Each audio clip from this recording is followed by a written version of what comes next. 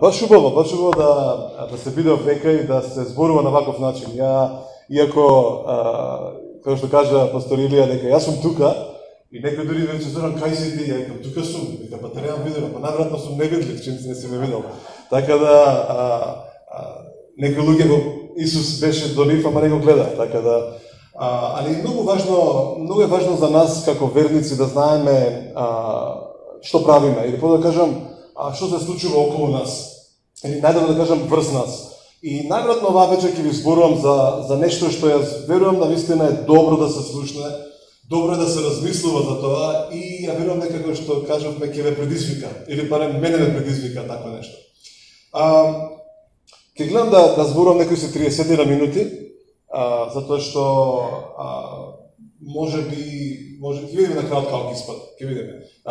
Некојаш знаеме, некојаш не знаеме што ќе биде, али најважното е на вакви некои настани, на вакви служби, да не биде возбуден само тој што зборува. Па тој целиот насмеан, па дошол спремен, па не знам како дотеран. Ја всушност сакам да облечам друга кошула, верувајте, ама се смалила. И не сакам да носам оваа, сакам друга да облечам, али интересно е кога ја облеков оваа кошула, кога размислував за тоа што ќе зборувам, и велам, па тоа е всушност бојата и вкусот на тоа што ќе го зборувам. И потоа видов уште некој, нели, пастор Илија облечен во нека таква војничка боја, Анто е облечен во нека војничка боја, не знам кој друг е облечен во војничка боја. Еве, тетка Елица е пошарено малце, ама така е. Али интересно е што многу е важно да сите бидат спремни, да подготвени, да слушнат нешто, да примат нешто, да добијат нешто, да дадат нешто. Така да немојте да очекувате дека јас ќе ви правам тука циркус, па вие да се чувствувате добро. Или пак јас ќе ви кажам бицови, па од кога го немаме слушано Зоран, тој сигурно ќе биде интересен. Не, ти си интересен. Ти си интересен за ангелите, ти си интересна личност за нив. Ти си интересна личност за Божјото царство. Кога Божјото царство разгледува на земјата, гледа и ги бара интересните личности. И се вели, кои се тие интересни личности? Знаете што за царството го ставува интересна личност? Затоа што интересна личност е нешто што нив ги интересира. А што ги интересира ангелите? Го интересира каде е Христос во овој момент. И кога ангелите гледат на земјата, викаат, нас не интересира таму каде што е Христос, таму се привлекуваме. И затоа велам, ти си интересна личност, затоа што во тебе живее Христос. И затоа интересот што ти го носиш во тебе и кој што се изразвал преку тебе е привлечено за ангелскиот свет. Да, Зоран, фала што ми го кажува. Интересно е, ова го имате суштата некојаш претходно? Да? Не. Ја барем го немам слушната од никој. Али е откровение дека не можам јас сам на себе си да се бидам интересен. Јас сум направен, всушност, англискиот збор за инвестирање, или подобро кажам, за камата е interest. Нели интересно? Са може би не сите зборови можеме да ги комбинираме, али интересно е што Божјото царство се интересира за тебе, се интересира за твојот живот. Ајде го кажам ова вака, може би премногу радикално за самиот почеток, ама некако морам да го објаснам. Ангелите буквално немаат никаков интерес во тебе како тело, како крв и месо. Едно не ги интересира. Зошто? Бидејќи они се заинтересирани единствено за духовните нешта. Так ти ако се појавиш само со твоето тело, со твоето битие, нив не ги интересира тоа. Едноставно те одминуваат. Исто како да си невидлив. Они поминуваат покрај тебе, не те приметуваат, бидејќи нема што да ги привлече. Дали го разбираме тој дел? Исто како, например, не знам, ја, например, сакам многу музика. Сега, постојат жанрови на музика што стварно ме интересира. Ја, каде да ги слушнаме, мојата сопруга Ревека ми е сведок, дека и дори некојаш претерувам, седиме некаде во некој ресторан, во некој кафич, и почнува музика, она збори ја телефонот. Има една апликација, Shazam, јас само вака правам. Да го фатам, зашто не ја знам песната, а толку е добра. И велам, ја морам да дознам која е оваа песна. Одеднаш мојот интерес кон песната. Нешто руши додека. Затоа што тоа ме интересира. И ја го приметувам тоа. Додека, ако ме пратите на некоја свадба, например, и таму пеат не знам кои са, јас не ги знам кои са тие пејачи. И не ги знам песните. Некои стари, значи тие може да свират, може тие свирачите да лупаат, да пеат, да се потат, да дадат се од себе. Ја немам никаков интерес, ја ги игнорирам. Не ми интересира, едноставно дури ми смета на моите уши нивната музика, затоа што не е од мој интерес, не ме интересира, не наоѓам ништо што ќе ме привлече. Така и со ангелите. Поминуваат низ Скопје, гледаат луѓе кои што го немаат духот во нив, едноставно самите ангели се така направени, не се интересираат за крв и месо. Него се интересираат кога ќе видат луѓе кои што се крв и месо, а внатре во нив лупа срцето на Божјото царство. И викаат, околу нив ќе бидеме. И замисли, и знаете што се случува? Бидејќи они се интересираат за тебе, и они го почитуваат твоето мислење, ги почитуваат твоите молитви. Секогаш, кога ти, како човек на интерес, се молиш за некој друг, ти всушност посочуваш на ангелскиот свет кај кого да идат и на кого да му служат. Го разбираме дел. Така да, на таков начин, ние всушност управуваме во овој свет. Затоа Словото не вели за оние кои што примија благодата и преку благодата ја го примија дарот на праведноста, ке царуваат во овој живот, во овој свет. Ти со твојата привлечност на Божјото царство, на ангелите околу тебе, всушност ти царуваш не само во твојот живот, него во животите на другите луѓе. Затоа што покажуваш нешто што само Божјото царство може да го има, а тоа е дарот на Духот, дарот на Светиот Дух. И затоа во тебе е инвестиран Светиот Дух, во тебе е Божјото царство. Ја може да го мрдам, а? Океј.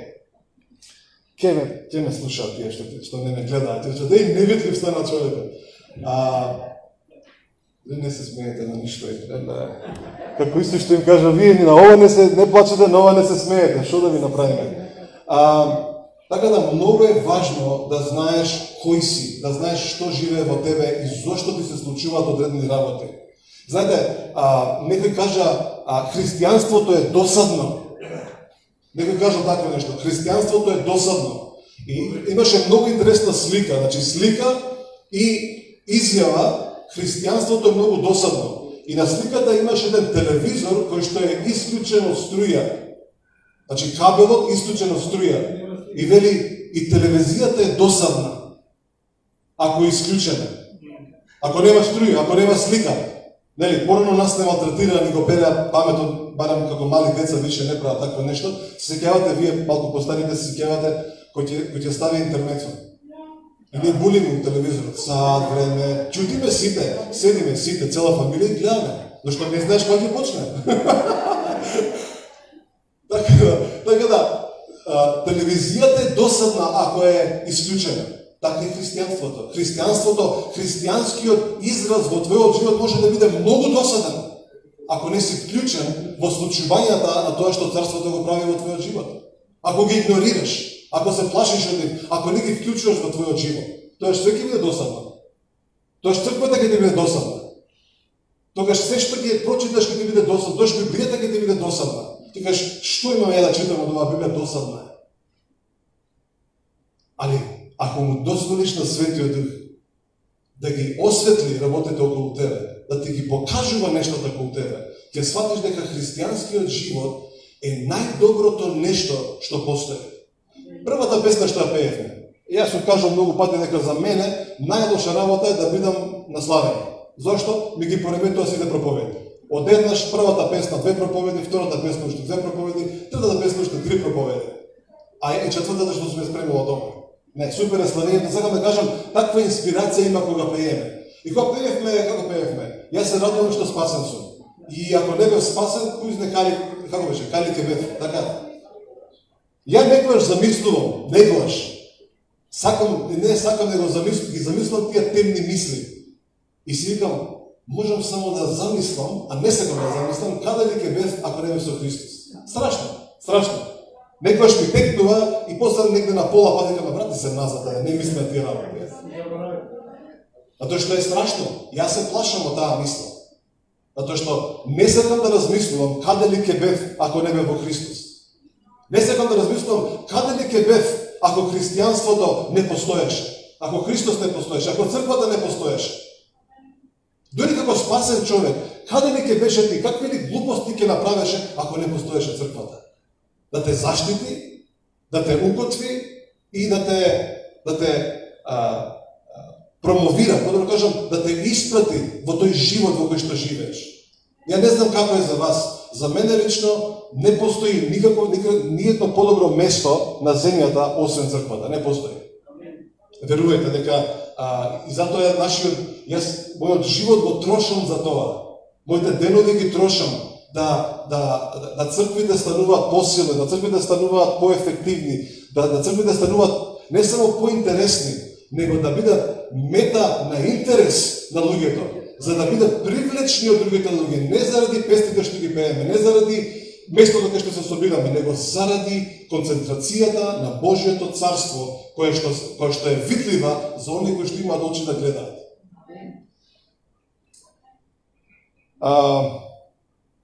Од каде да почнам со сториите? Имав ја нека проповед у глава, но се ми се поремети. Поготово на третата песна, или втората песна кај што пеевме за прекрасна мистерија. Кога трета ли беше? Кога го слушнав тоа, прекрасна мистерија, отидов некаде. И се да идам таму или да се вратам назад. А овие ќе ме чекаат да зборувам. Отидов некаде. И се велам вака.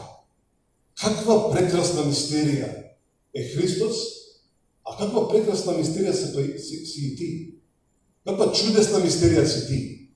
Седиш тука, крв и месо, со секакви потреби, со секакви идеи, со секакви замисли, со секакви намери, со добри мисли, лоши мисли, неубави мисли, неубави работи можеби што сме ги направиле пред да дојдеме овдека. А и можеби планираме да направиме нешто, ако планира да се освети некој, например. И седиш тука и во тој склоп на крв и месо Христос живее. И понекогаш размислувам, не е само Христос прекрасна мистерија, ти си чудесна мистерија. Гледам човек и гледам како, зошто Христос би живеел во него. Што? И го прашувам Духот, што ти најде интересно во нас? И Светиот Дух знае да каже, Божјата љубов, која што е во тебе. Божјата љубов ме присилува да живеам во луѓето. Не го присилува, него го насочува. Се сеќаваме на Римјани 5:5, така? А Божјата надеж не разочарува. Всушност вели на грчки не засрамува. Зошто?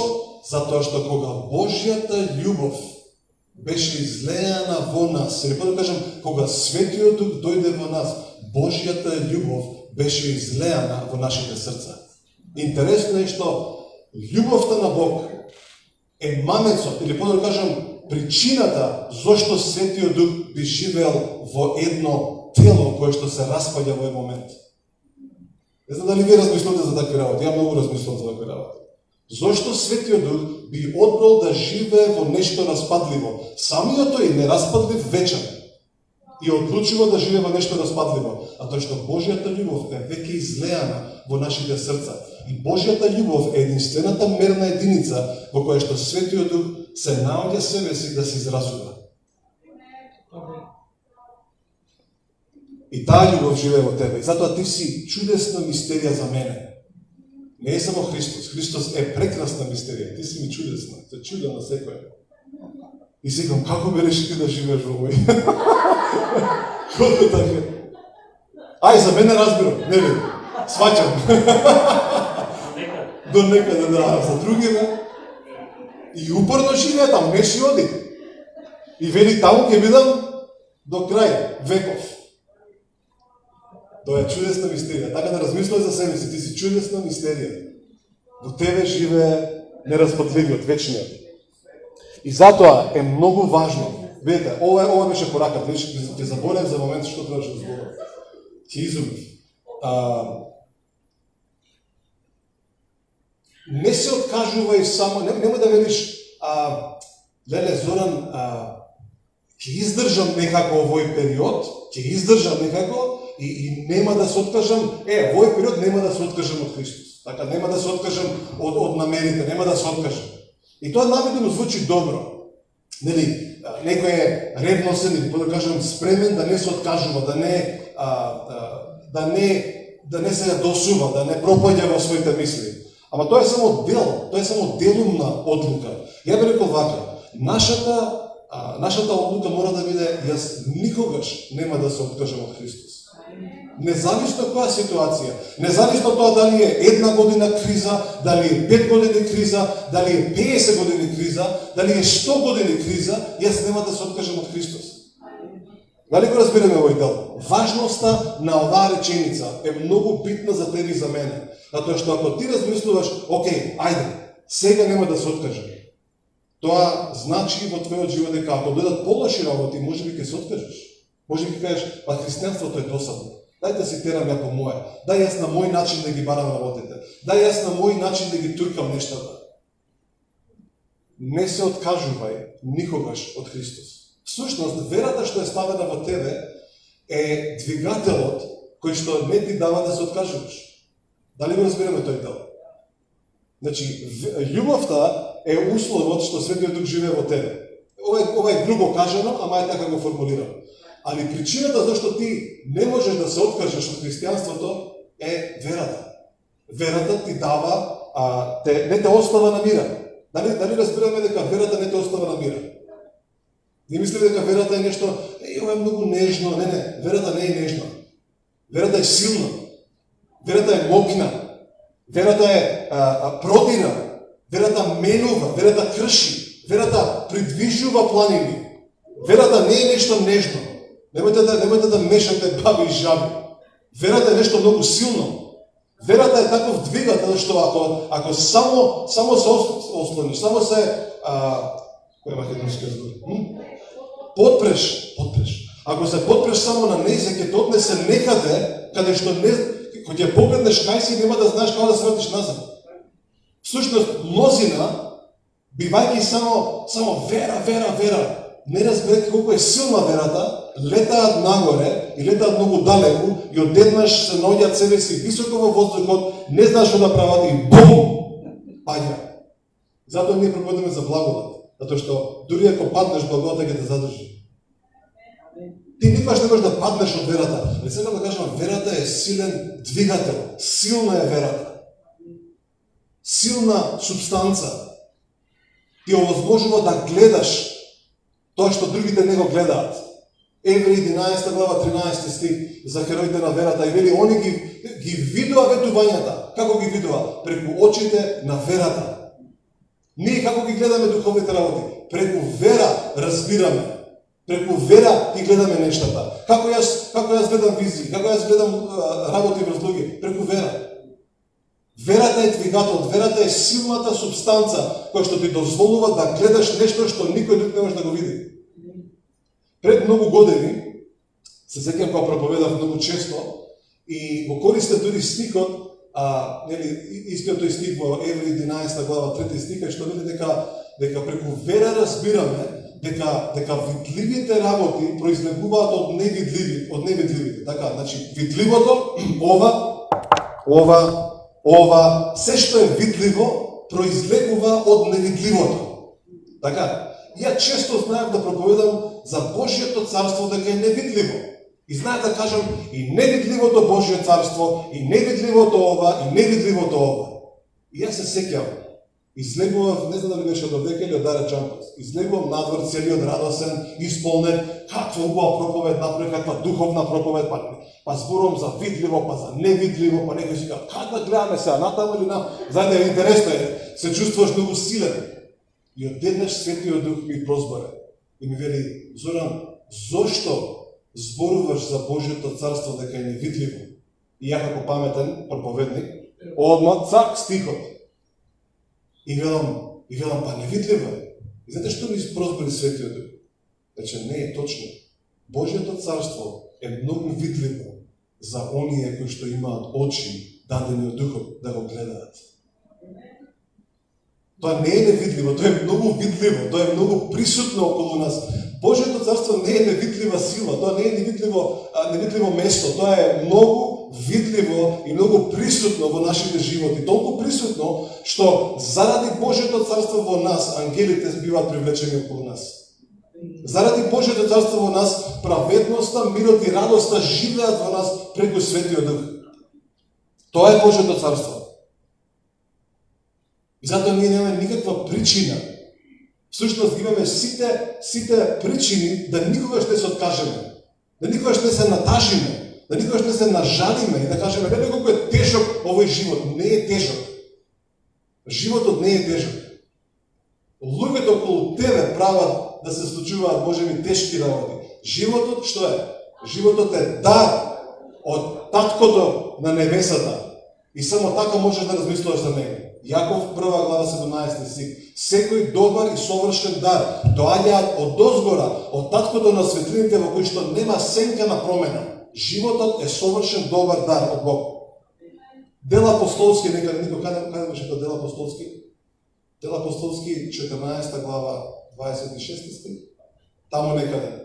Павле се расправа во Атина и вели животот доаѓа од овој Бог. Бог го дава животот и се што постои. Така да, немој да се осмелуваш да кажуваш дека твојот живот е тежок, дека твојот живот не чини. Затоа што твојот живот е дар од Светиот Дух, дар од Таткото, дар од Исус. И само така смееш да му пристапуваш. А за другите работи ќе користиме верата да ги менуваме нештата околу нас. Амен. Амен или не амен? Океј. Ајде само еден стих, не знам дали треба да го читам. 1 Коринтијани 9:24. 1 Коринтијани 9:24. Сите околу нас гледаме луѓе кои што трчаат, се движат, се придвижени од нешто. И читаме на вести, овие луѓе се придвижени, трчаат кон парите, трчаат кон моќта, трчаат кон власта, трчаат кон подобар живот, трчаат кон совршен живот, порано имаше бољи живот, трчаат кон успешен живот. Имате луѓе, значи ова не е само за христијани, верувајте. Имате луѓе кои што постојано трчаат кон нешто. Едноставно имаат цел, трчаат. Затоа Павле вели дека, не знаете ли дека на трката трчаат сите надпреварувачи? Сите трчаат. Но само еден ја добива наградата. И така, трчајте така и вие, за да добиете награда. Не само да бидете учесници во трката, не само да кажете, и ја бев таму. Бев, на крај, ама бев таму. Кој ќе кажуваш на внуците приказни, нели? Внучко, ја бев на таа трката. И дедо што направи, бев. Не е важно дали си бил, него дали си победил, дали си добил награда. Убавата работа е, ќе ја скратам маката, убавата работа е што ние веќе сме добиле награда. Нас награда веќе ни е дадена. Знаете што е за нас наградата? Најголемата награда? Светиот Дух во нас. Тоа е најголемиот дар. Спасението не е најголемиот дар што ти си го добил. Мораш да го знаеш тоа нешто. Спасението не е најголемиот дар.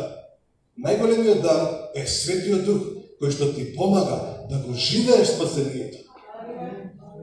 Без Светиот Дух спасението ќе ти биде терет, ќе биде полошо од законот. Никој жив нема да може да успее да го исполни спасението. Никој. Но, фала му на Исус, фала му на нашиот Татко Небесен, ни го даде Светиот Дух во нас да живее и да ни помага да живееме живот христијански. Најголемиот дар за тебе и за мене е Светиот Дух во тебе. И замислете, тој истиот Свети Дух, кога ти трчаш заедно со тебе. Не само да бидеш дел од трката, него за да добиеш награда. Да добиеш награда. Ајде одиме во 2 Тимотеј 4 глава 7 стих. 2 Тимотеј, кој го знае овој стих на памет? Ја во последниве 2 месеци, само да кажам нешто практично, последниве 2 месеци, ја и Ребека, заради не само стоп на околности, него и водство од Светиот Дух, сме навистина како кој збор да го потребам, посветени, насочени, привлечени да работиме во шуторизање. И таму ние веќе долги години имаме црква или имаме една мала група на луѓе и всушност имаме и зграда таму, верува ли не. Убава зграда, имаме дворови, има се. Базен уште немаме, ќе направиме.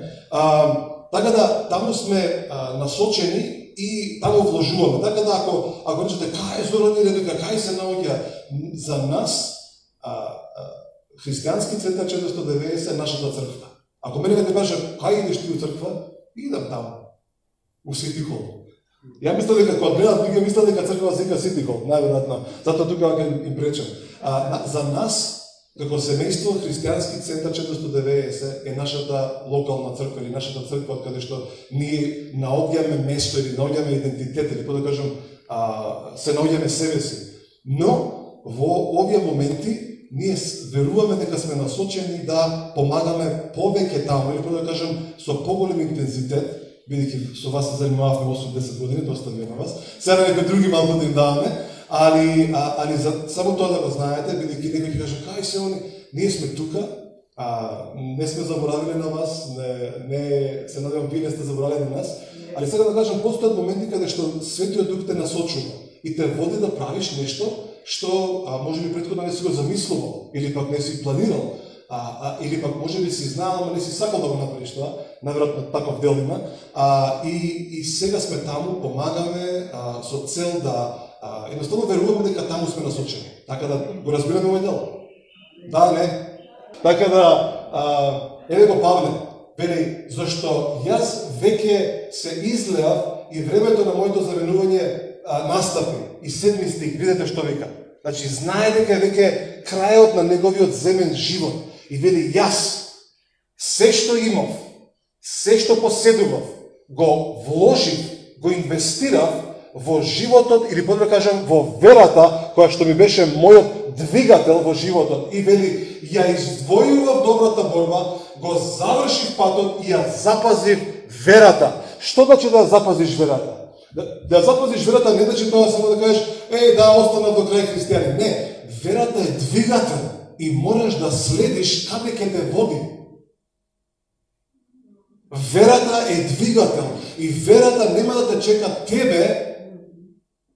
Ако ти си спор, ќе те турка, ќе те притиска, нема да дава мир, ќе ти дава сонови, од други луѓе ќе доаѓаат притисоци, затоа што сака да те носи некаде. И затоа верата е нашиот двигател кон нештата. И што побрзо си послушен, толку поголеми резултати, толку поголема слава за Господ, толку поголеми зачудени луѓе, кои што кажат, како ти го направи ова? Па не знам, верувам дека треба да го направам. Пред не знам оваа сторија дали сум не кажал на некому, најверојатно неколкумина, и може би ќе биде чудна за мнозина. Запознав еден пастор, кој што е од Бугарија, значи ова е пред 2 години, го запознав на една конференција. И ајде ви кажам цела приказна, окей, може? Цела сторија. Го запознав на една конференција и на таа конференција прв пат, да не речам прв пат во живот, седам ја напред и си викам, вака изгледа да бидеш дел од конференција и да не кажеш ништо? И си седаме напред со Ребека, се седиме, се смешкаме, интересно, све, музика, сите знаеме, програмата ја знаеме, јас викам, ја не треба ништо да зборувам, не ми интересира, прекрстени нозе, не, си планирам, си викам, после ќе се прошетаме. И тој главниот на конференцијата вика, го имаме Зоран како гостин, и сега Зоран тука е гостин, не знам што, кој сака да се моли за него, да ме гледа се молам за нив. И ја така неволен, како да кажам, и се подпрев на еден зид вака, дури како она, тргнете се од мене, идете кај тој другиот. Не баш така, ама така некако. И доаѓа еден тип, здраво, јас се викам, ми го кажувам името, и нешто ми збори. А он нешто ми збори, а не го слушам. Се збори нешто човекот, нели, ова ми е, тоа ми е, а мене паметот ми е на друго место, најверојатно требаше да јадеме нешто после. И таму паметот ми отишол, човек, што да правиш, нели? И крв и месо. И јас затоа викам, ние сме чудесна мистерија. Значи, духот живее во нас, а ние мислиме на нешто трето. Они мислат, колку е духовен овој, не е духовен, тој на сладолет мисли, нешто друго мисли. Така да овој нешто ми збори, и ја ми ме извини. И му кажав една реченица, нешто му кажав, не се не сеќам што му кажав. Најверојатно тоа што го кажав, толку многу го допре човекот, почна да плаче. Ама плаче, силно плаче. И толку силно плачеше што стоеше вака, он стоеше близко до мене, вака малку подалеку, нели? Дистанца, ова е пред ковид, вика малку дистанца. Значи, замислете пола метро стои човекот вака до мене. Како што плаче, солзите не му капат надоле, него му летаат на мене. И како што му летаат на мене, ова мака мајцова водена. Викам, што направи човекот, плаче упорно, урла, значи, плаче, тоа солзите летат, и ја вака опа се тргнав малку, и тој стои, плаче, јас се тргнав, се отидов некаде. После се вртам, после 20 минути, уште плаче човекот. Доаѓам после пола сат, вака локва, нека вода, викам, што направи човекот, леле. И добро, да скратам приказната, човекот фасциниран, вика, такво ослободување, супер се. Комуницираме со него некој време, ама никако да се сретнеме да зборуваме. И конечно се наоѓаме на Zoom. Океј, значи, вика, ќе донесам жена ми, и децата, вика, не сме на час сега, вика, дај да се видиме така. И добро, седи он и жена му и збориме нешто. И еве сега приказната како Господ зборува за нешто што се чудесни за нас. Збориме и нешто жената кажа, и ја велам, ти имаш интересно минато. Твоето, и она вика, што значи тоа? Велам, твоето минато ми е многу интересно на мене. И тоа вика, ма добро, што значи тоа? Како може моето минато да ти е интересно на тебе? Велам вака, велам, стокму сега сум во твојата крвна линија. Знаете што е крвна линија? Значи, сите луѓе што биле пред нејзе. Така, значи, таткото, дедото, прадедото и сите тие други чукун дедовци, всушност, кога си во крвната линија на некој, кога Светиот Дух ти дава да гледаш, не гледаш само наназад, не гледаш само тука, можеш да гледаш и нанапред, можеш да гледаш и генерации нанапред. Не знам колку ти ќе ти биде дозволено да видиш, ама дозволено. Јас сум гледал до 3 генерации нанапред.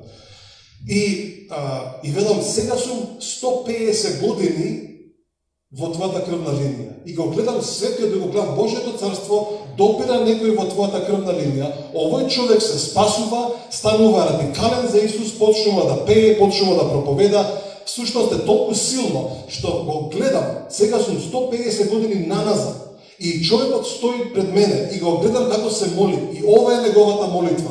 Господи Исусе, како што го допре мојот живот, се молам да секоја генерација понатаму од мене, така ти да ги допираш, така ти да им правиш како што ми направи на мене. И се молам да овој стих биде нивниот омилен стих. Стихот е дојди и вкуси и види дека Бог е добар. Псалм 34:8. Жената рипна и рече, тоа е мојот омилен стих, тоа е мојот омилен стих. И велам, окей.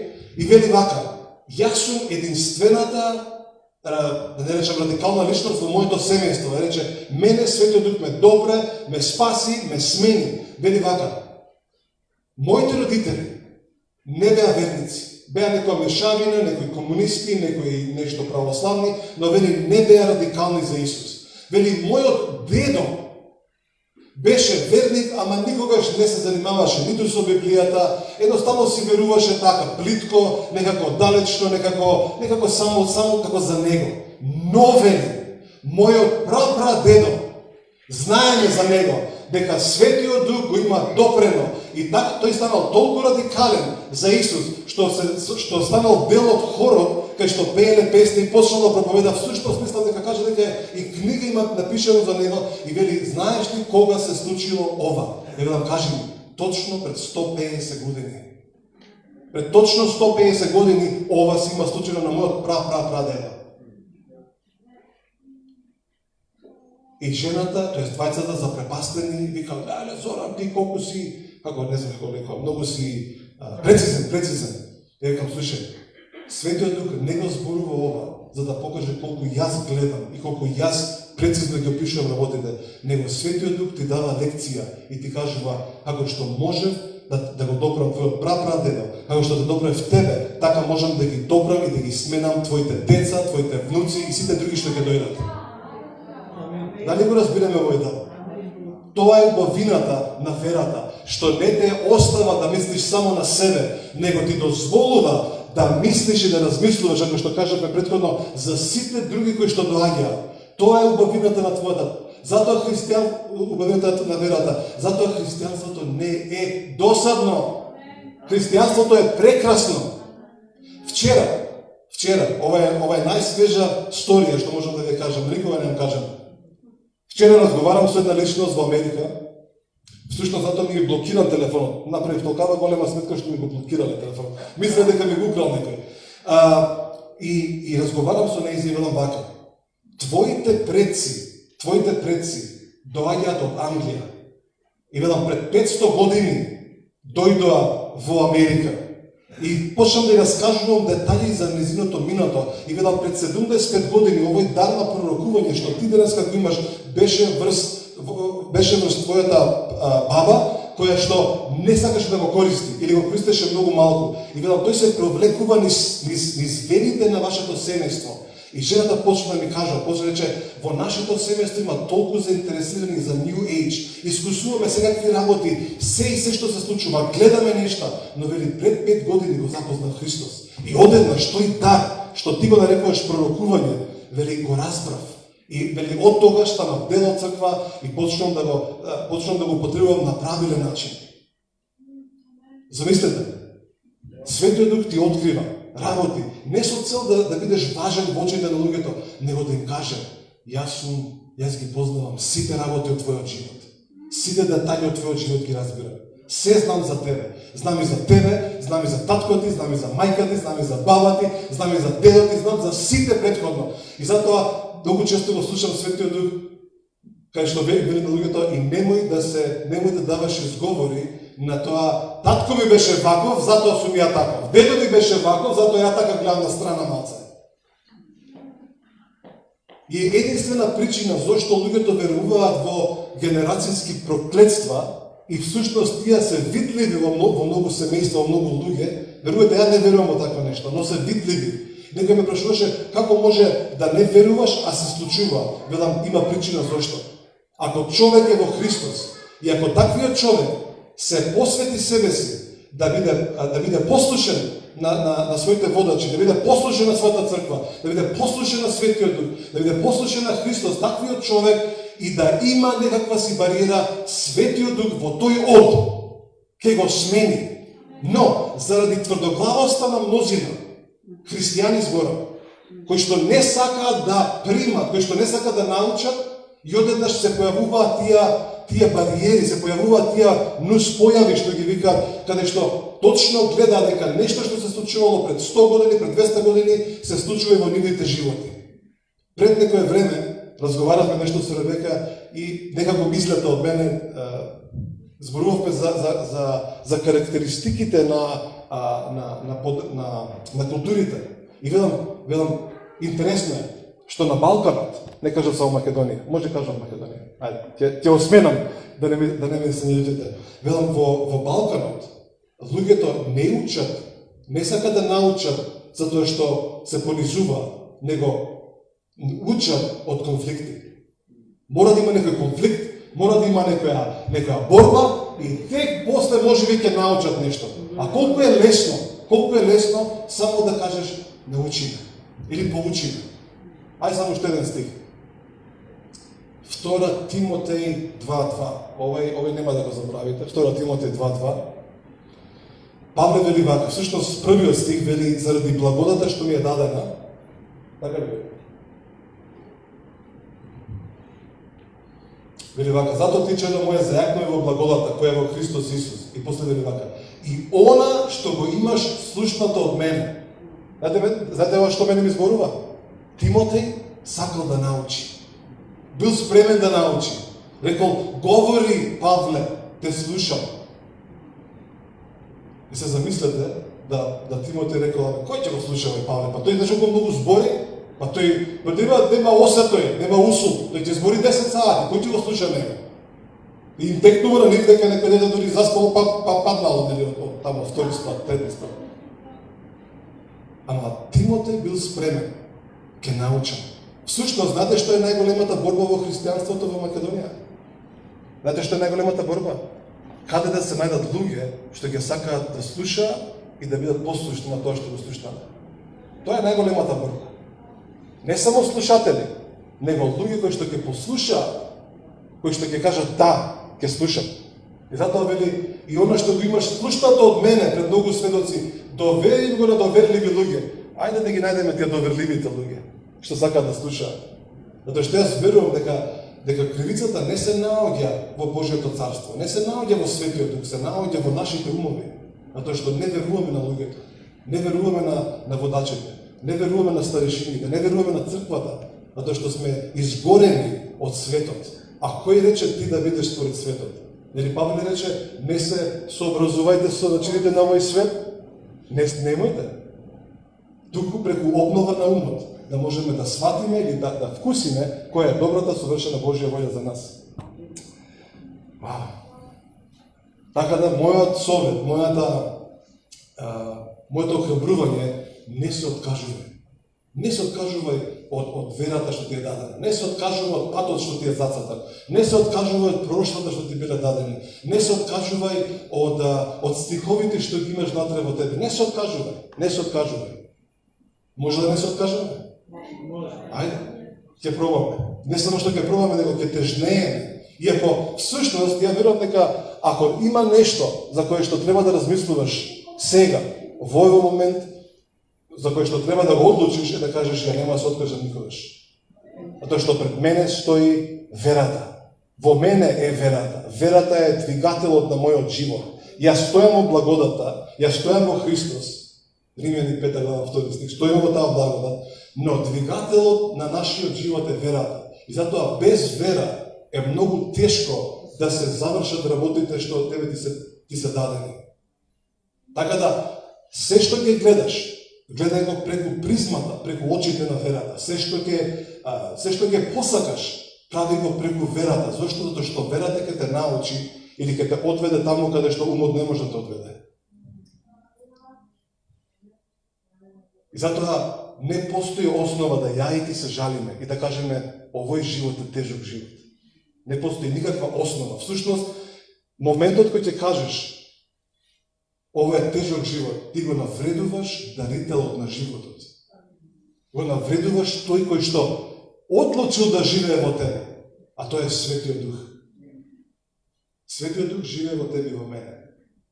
Тоа е огромна работа. На земјата не постои поголемо богатство од богатството на дарот на Светиот Дух. Бидејќи, кај се наоѓа Божјото царство? Кај се наоѓа праведноста? Кај се наоѓа радоста и мирот? Во Светиот Дух. Тој ти е најголемиот дар. Се сеќавате кога кажа, еден човек нашол богатство во нивата и што направил? Отишол, продал се. Зошто? Да ја купи нивата. Не го интересирала нивата. Не го интересирала нивата. Го интересирала богатството. Богатството во тебе е Светиот Дух. И запази го тоа во тебе. Негувај го тоа во тебе. Мене ми е смешно, дори јас сум толку више, како се вика тоа, дори реагирам, кој ќе ми каже некој, Зоран, ја немам време да читам Библија, викам, лажеш. Ја немам време да се молам, лажеш. Ја немам време да идам во црква, и таму лажеш. Ја немам време да размислувам, таму уште поише лажеш. Лажеш. А тоа што подобро, ја кажам, нека биде дека Бог не лаже, а човекот лаже. Затоа што Бог е вистина. Ајде направиме само еден експеримент. Може да направиме експеримент. Кој има Библија овде? Ајде, кој носи Библија од црква? Ти имаш Библија. Окей. Ајде ќе најдеме еден стих. Окей, ајде ќе го најдеме кој стих да го најдеме? Чекај, ја запишав тука еден. Само да ви демонстрирам како тоа изгледа. Галатите 6.9. Галатите 6.9.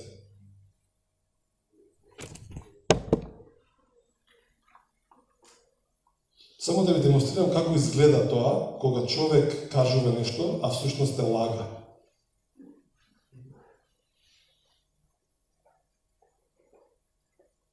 Го најдем? Окей. Барам тука нешто на мојот телефон и не можеш да го најдем. А тоа е саатот. Океј? Ова е стоперица. Океј? Може ако ќе кажам 1, 2, 3 да го прочиташ стихот. Океј? 1, 2, 3.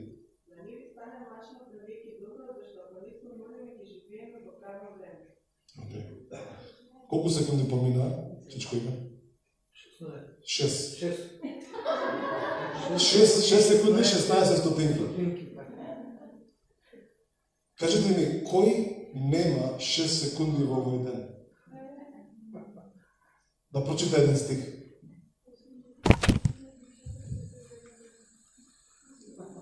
Ме разбирате? И кој ќе ми каже некој немам време, некој лажеш. Не може да немаш време. 6 секунди немаш. Всушност тоа е долг стих. Има и пократки стихови. Ја го мерав еднаш, имаш еден стих 4 секунди 23 стотинки. Така да не си играм играчки, со тоа немам време, него присили се себе си, сложи се себе си, сложи се ќе направам, ќе читам. Колку време треба да се молиш? Многу малку. Јас секогаш велам 2 минути достави се. Доста се 2 минути. Што ќе кажеш поише 2 минути? Ќе почнеш после за комшите да збориш. 2 минути доста се. Јас и ти имаме се што ни е потребно за живот и за побожност. Ајде да го користиме тоа. Ајде да бидеме луѓе кои што сме спремни да живееме тоа што ни е дадено. Тој таа вера да живееме, тој живот побожен да го живееме, тој дар на Светиот Дух да го уживаме, тоа спасение да го истражуваме, таа прекрасна мистерија Христос да ја запознаваме и тој Татко Небесен да го слушаме, да го гледаме. Затоа што Исус рече, се што правам од тоа што го гледам, Таткото што го прави. Значи, очите на верата во твојот живот не се дадени само да гледаш ангели и демони, него се дадени да го гледаш Таткото што прави. Амин? Океј. Само на крај ќе спомнам, не знам тоа дали, како да го кажам, каков начин да го кажам, знам дека, бидејќи се чувствуваме дел, дали сакаме да другото знаат, пред некој време и преку склоп на околности и на чудесен начин, Ракела, нашата Ракела, која што е тука од 4-та година. Значи, дел од оваа црква е од 4-та година. И оваа година ќе иде на библиска школа, значи ќе се сели од тука, ќе иде во Норвешка. Така да, тоа не е срамежлива, знам дека други ќе иде, така, кој ќе иде, Кате ќе оди некаде, да, кој беше тука, Анастасија. Али убаво, како што кажа пастор Илија, убаво да се молиме за тие луѓе, бидејќи тие ги чувствуваме како дел од нашите животи и верувате дека ние треба да се чувствуваме така. Ако сме дел од црква, треба да сочувствуваме со другите. Така да имајте ги во предвид, се молиме за нив, ги благословуваме, да се им биде како што треба и да успеат, бидејќи јас знам дека многу од вас ги гледате кога растеле, сигурно сте им пророкувале, сигурно сте се молиле за нив, така да е убаво кога ги гледаме тие плодови како растат и викаме какви прекрасни личности излегува од нашите животи. Некогаш многу се жалиме, али само погледнете околу вас какви прекрасни луѓе израснаа не само во црквата, него во самиот Господ Исус. Нежни, паметни, убави и сето тоа. Океј, ова беше добро? Да? Океј. Ајде само на крај само ќе сакам да се молам за ова што го зборувавме, да наистина остане живо и активно во нашите животи. Али може ли да зборам, може само да кажам нешто на тој, ќе наречам чичкото позади, дечкото позади, да? Баш тебе, да. Дечко ќе те наречам, нема чичко, важи? Океј. Да, можеш да стоиш таму, слободно. Што тука ако дојдеш може да биде пострашно. Заради силата. Али знаеш како беше, додека седев овдека и не знам зашто ти беше тука негде, дојде и едноставно го видов твојот лик. И одеднаш Светиот Дух го видов како ми зборува нешто за тебе. И ми зборуваше за неговиот пристап кон тебе, за неговиот начин како тој тебе те гледа. И го видов Светиот Дух како работи во градина. како сече цвеќе, како сади цвеќе, како ги кастри цвеќињата, како ги негува. И на еден начин во твоето срце постои една градина што Светиот Дух ја негува. И не знам дали ти имаш интерес за цвеќиња, дали тоа е нешто што некогаш те интересирало, али гледам многу зеленило околу тебе, што ми зборува дека Божјата благодат живее во тебе, прави нешто во тебе, го менува начинот на твоето размислување, го менува начинот на твоето гледање. И јас би рекол вака, дека заради овој пророчки збор што ти го давам денеска, може би не чувствуваш ништо, може би ти гори нешто внатре, али од денеска твојот начин на гледање на нештото ќе се смени. Едноставно, дури вечерно, кога ќе дојдеш дома, ќе сонуваш нешто, што ќе кажеш, ја вакво нешто никогаш немам сонувано, ја вакво нешто никогаш немам видено, а тоа што денеска е твојот ден на блискоста со Божјото царство, блискоста со Светиот Дух. Има нешто посебно за тебе спремено од Бог, кој што јас верувам дека ќе го смени твојот живот. Јас тебе те гледам како твоите раце горат, како твоите раце има огин во нив, што јас би рекол е знак за твојата креативност. Ја би рекол, ти си креативна личност. Ја не знам дали некој ти дозволиле да бидеш креативен, дали те спречиле како си бил мал, да кажеме, али има таква креативност во твоите прсти.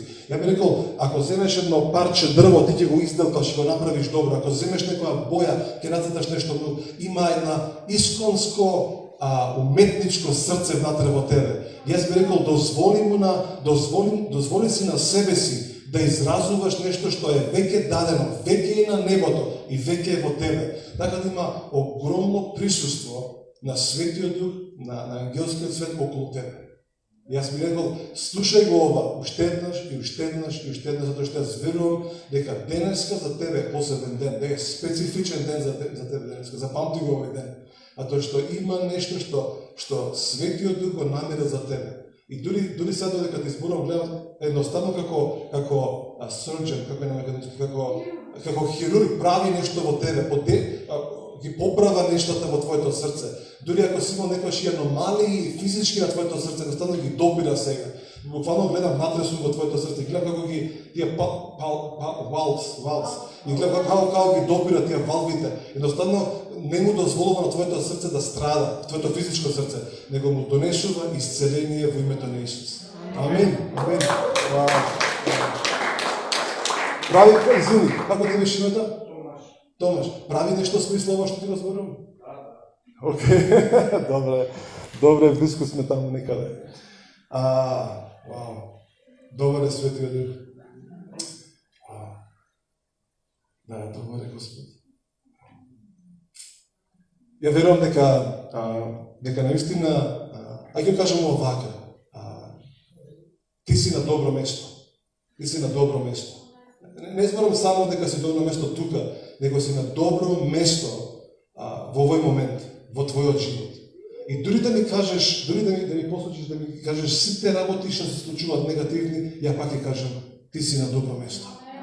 Независно каде и како и што, ти си на добро место.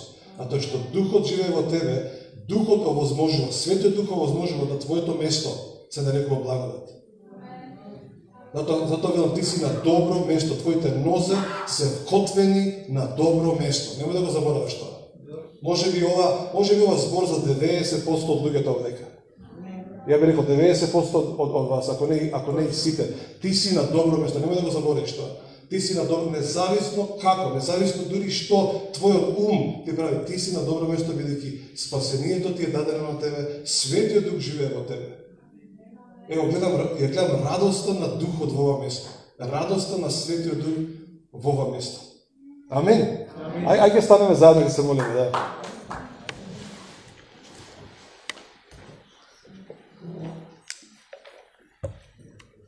Халелуја, Исусе. Сидля хакандерио ноброндона. Господи Исусе, фала ти за твојата жртва на крстот. Фала ти што дојде да умре за нас, да умреш за нашите гревови, и фала ти Исусе што воскресна од гробот, воскресна за вечен живот, и заедно во тој вечен живот не повлече и нас и ни даде да бидеме оправдани и да имаме живот вечен. Фала ти за таа привилегија. Фала ти што не заслужувавме, не знаевме како и заради таа чудесна благодат бевме вовлечени во тоа спасение. И сега ти благодарам за сите, за секое спасение, за секоја спасена душа на ова место. Не само што пеевме и не само што ќе пееме, него фала ти за реалноста на спасението. Фала ти што е тоа живот, фала ти што е тоа активно во нашите животи. Фала ти што е дури мистерија за мнозина од нас и ние можеме покрај сите наши пропусти, грешки и глупости да кажеме спасен сум. Покрај сите наши умствени гимнастики и битки да кажам спасен сум. Покрај сите наши падови и промашувања и неуспеси да кажам спасен сум. И заради тоа спасение знам дека сум во Христос и ништо не може да ме одвлече од неговата рака. И затоа Господи, фала ти за тоа спасение. И сега ти благодарам за верата што е ставена во нас. Ти благодарам што е двигател чудесен, што е двигател силен и ништо на овој свет и ништо во овој свет не може да не попречи нас праведните да извршуваме Твојата волја. И затоа сега во името на Исус, ја дури се сложувам со таа изјава дека ние сме просперитетна генерација заради Светиот Дух во нас, заради благодата што ни дадена во нас, заради праведноста ние сме најпросперитетни. Може би не се гледа, може би не е толку видливо, но успехот, радоста, мирот, праведноста живее во нас. Божјото царство живее во нас. Јас сега зборувам дури за надворешна манифестација да тој просперитет кој што е внатре во душата, внатре во срцето, наистина да се привлекува во нашите животи. За да ти благодарам, Господи, што таму каде што фали, таму ќе дополниш, таму каде што нема, таму ќе дадеш, таму каде што се бара, таму ќе најдат, таму каде што тропа, таму ќе биде отворено. Господи, фала ти што е ветување од Тебе и фала ти што на нам ништо никогаш нема да ни фали, туку ќе имаме такво изобилие, што овој свет ќе се чуди како може да бидат толку дарежливи, а не имаат, а всушност не знаат дека ние сме најбогатите. Амин. Така, Господи, фала ти за секое добро дело што го правиш во нашите животи, преку нашите животи, преку верата што ја имаме. Фала ти за благодата, фала ти што имаме откровение или пак растеме во откровението на благодата и на таков начин го запознаваме нашиот Господ Исус. И фала ти што Исусе, ти си ни поблизок од воздухот што го примаме, од воздухот што го гледаме или што го вдишуваме. Фала ти, Исусе, што ти живееш во нас. Фала ти што ти си нашиот центар, ти си нашето се. Ти не привика, ти не повика и во Тебе ја наоѓаме најголемата наслада, ја наоѓаме најдоброто место е во Тебе, Господи Исусе. Јас ти благодарам за овој посебен, свечен, свет момент, каде што Божјото царство е навистина околу нас. Така да ако за секаква сега го зборувам, бидејќи верувам дека треба да го кажам, секаде каде што има пореметување во менталниот склоп на твојот ум, јас велам исправување во името на Исус. Секаде каде што има девијации или пак искривување во нашето тело, јас велам исправи се, нека се исправат нештата. Секаде каде што има аномалии во нашите органи, јас им велам бидете исцелени во името на Исус. Секаде каде што има неизлечиво нешто, јас велам мораш да бидеш излечено во името на Исус. Некаде каде што може би дури има зачетоци на рак, ја велам рак, ти немаш никакво право да пребиваш во нашите тела и велам изгуби се од тука, оди се од тука. Секаква болест која што докторите велат со ова ќе умреш или со ова мораш да живееш. Не, ја велам со Исус мораш да живееш, не мораш да живееш со болест. Така да Исусе, фала ти за тие Божји ветувања во нашите животи. Секаде каде што има потреба од нешто, јас зборувам во името на Исус да биде исполнета таа потреба. Секаде каде што ѓаволот ги зарубува луѓето да не бидат спасени, тие не може да не бидат спасени. Тоа е нивната судбина. Затоа ослободувам спасение на луѓето во нашите домови, во нашиот комшилук, на луѓето што ги познаваме. Затоа, Господи Исусе, фала ти за овој свечен свет, посебен момент во нашите животи. Фала ти, Исусе, фала ти. Ти даваме слава и чест, бидејќи само ти си достоен. Само ти си достоен за чест и за слава. И фала ти што ти ја благословуваш црквата во Македонија. и ќе биде најпрогресивното битие, најпрогресивното тело, ќе биде најбогатото, ќе биде најпросперитетното во секоја можна мерка. Татко, фала ти во името на Исус. Амен, амен.